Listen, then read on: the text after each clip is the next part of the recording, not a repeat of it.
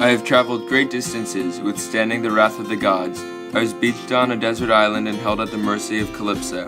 She intended for me to become her husband, but I never gave consent, only dreaming of my home, Ithaca. From Troy, the wind first took me to the Kikanos. There we waged an unexpected war with the natives. At first we thought we had the upper hand, but they came back and struck us down with an iron fist. We were forced to retreat back onto the high seas. When the young dawn with fingertips of rose touched the world, we found ourselves full of grief with the friends we had lost in the fight. A storm came, forcing us to stop travel for 3 days, and we could tell that Zeus was angry. Eventually, we arrived at the Lotus Eaters and were nicely greeted. 3 of my men were intrigued by the fruit, the lotus, that they offered. Upon eating it, they completely forgot of their hopes and yearns for home, and only wanted to stay instead of returning.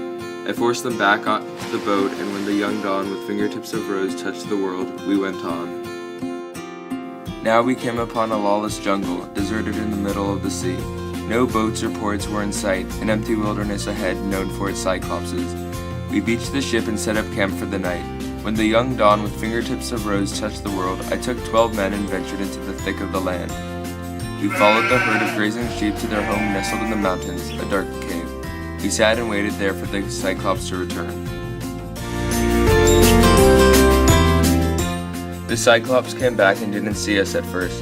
After he spotted us by surprise, the Cyclops began to eat my men. I realized I must do something at once, and then gave the Cyclops some of my irresistible liquor. He quickly became intoxicated with the sweet elixir. In his hazy state, he inquired about my name. I played a trick on him, knowing it would prove advantageous further on. I told him my name was Nobody. My men and I sat, brooding. We fashioned a spear from the beast's walking stick. When time came, we thrust it into the Cyclops' eye. He screamed, calling for aid from his fellow Cyclopses. They came, questioning who inflicted the mortal wound. He replied, "Nobody." They became angry and left the pitiful Cyclops to his own misery.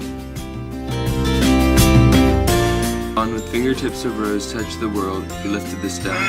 We used his sheeps to hide ourselves and were able to flee, but not with the Cyclops' threat of Poseidon's wrath upon us.